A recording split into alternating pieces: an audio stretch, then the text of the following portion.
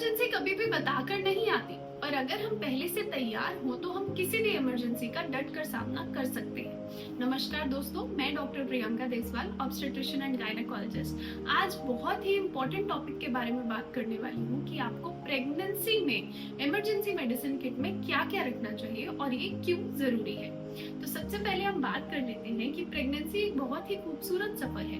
9 महीने जरूरी नहीं कि बहुत ही स्मूथ जाएं और एक जैसा ही चलता रहे। कभी अप्स, कभी डाउन्स, कभी गुड टाइम्स, कभी बैड टाइम्स आते रहते हैं। Similar is the other thing with the symptoms of pregnancy. कभी आपको कोई सिम्टम नहीं होंगे, कोई प्रॉब्लम नहीं होगी, बट सडनली कई बार इमरजेंसी सिचुएशन क्रिएट हो जाती है।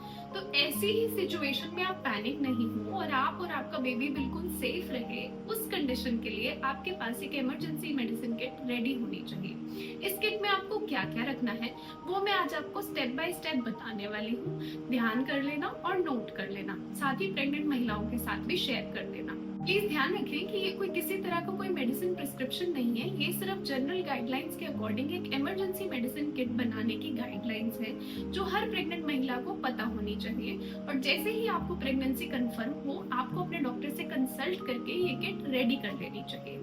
सबसे पहले बात करते हैं प्रेगनेंसी के शुरुआती सिम्टम्स की, यानी पहली तिमाही के सिम्टम्स की, जिसमें सबसे कॉमन सिम्टम होता है जी मिचलाना, नौजिया होना, मन खराब होना, उल्टी होना। तो इसको हम मॉर्निंग सिकनेस भी कहते हैं, जो जरूरी नहीं आपको मॉर्निंग में भी हो, कई लोगों को इवनिंग के टाइम पे भी ये सिम्टम्स आ जाते हैं। तो ऐसी सिचुएशन के लिए मन खराब, मिचली, इसके लिए आपको डॉक्सिलामीन नाम का सॉल्ट अपने पास रखना चाहिए। डॉक्सिलामीन 10 मिलीग्राम 20 मिलीग्राम की कॉन्सेंट्रेशन में आता है।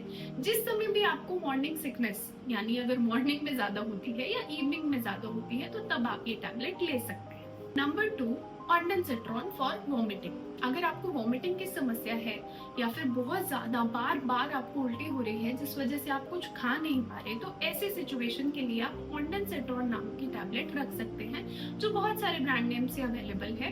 It is up to you and your doctor's understanding कि आप कौन सा सॉल्ट प्रेफर करें। Number 3, heartburn. खाने के बाद पूरा यहाँ पे जलन होती है, इस समस्या के लिए आप एफरवेसेंट पाउडर सैशे रख लें, जैसे कि इनो या गैसोफास। पर ध्यान रहे कि ये जो सैशे हैं ये रोज आपको नहीं पीने हैं, सिर्फ इमरजेंसी सिचुएशन के लिए ही रखें। नंबर 4, सर्दी, खांसी, जुकाम, बुखार, बॉडी एक, हेडेक, इन सब के लिए एक ही सोल्यूशन है, प्लेन पैरासीटामोल।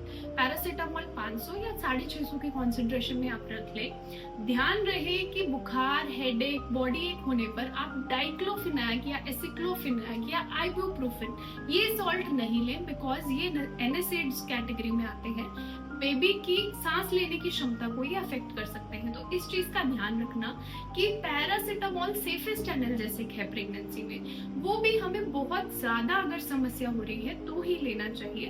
अदरवाइज जितना हो सके हमें पेन किलर अवॉइड करनी चाहिए। तो पैरासीटामोल 500 या 650 की कॉन्सेंट्रेशन में आप बुखार, बॉडी एक और हेडेक के लिए रख लें।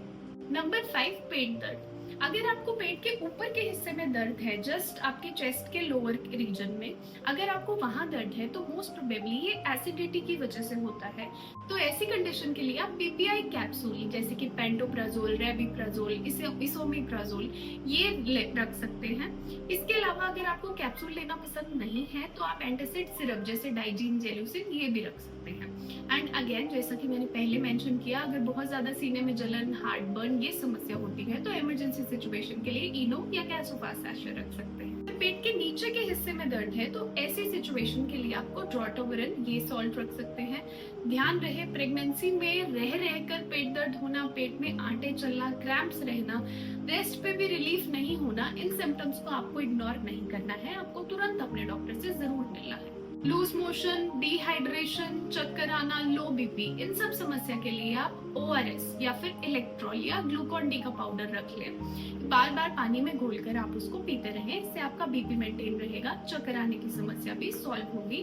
अपनी हाइड्रेशन मेंटेन रखें, रेस्ट करें, ऐसे में आपको चक्कर आना और ये समस्या से निजात मिलेगी। कमर दर्द या लेग पेन के केसेस में एक आप हॉट वाटर बैग जरूर रखें। जरूरत पड़ने पर आप गर्म पानी की सिकाई कर सकते हैं। कोई प्रेगनेंसी सेफ जेल जरूर रखें जिसकी आप हल्के हाथ से मसाज कर सकते हैं। डाइक्लो जेल जितना हो सके अवॉइड करें। कोई हर्बल ऑयल या फिर जेल आप यूज कर सकते हैं। इसके साथ ही अगर कई बार चोट लग जाती है या ब्लीडिंग होती है, कट लग जाता है, तो ऐसी सिचुएशन के लिए आप बीटाडीन सोल्यूशन, एंटीसेप्टिक सोल्यूशन जरूर रखें। कभी भी चोट लगती है तो उसको रनिंग वाटर से वॉश कर ले और फिर उसको बीटाडीन से क्लीन कर ले। अगर एक्टिव ब्लीडिंग है तो ऐसे केसेस में आप कंप्रेशन दे। Compression is the best tamponade to control bleeding. तो पहले आप अगर कहीं चोट लगी है, ब्लीडिंग हो रही है, तो उसको रनिंग वाटर से वॉश कर ले, उसको बीटाडीन से क्लीन करके उस पर बहुत अच्छे से प्रेशर दे और तुरंत अपने डॉक्टर से मिले।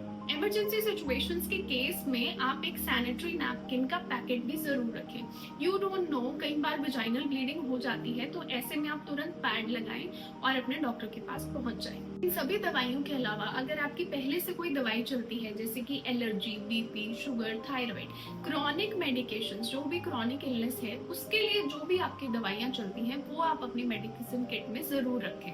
बोनस टिप आप सब प्रेग्नेंट महिलाओं के लिए कि इन सब मेडिकेशंस के अलावा आप अपने डॉक्टर के visit, file, documents, ultrasound reports, blood test reports, आपकी valid ID proofs, insurance documents, ये भी सब एक फोल्डर में पैक करके along with your medicine file रखें। क्योंकि अगर कभी भी इमरजेंसी सिचुएशन होती है तो आप तुरंत ये ले और अपने डॉक्टर के पास पहुंच जाए।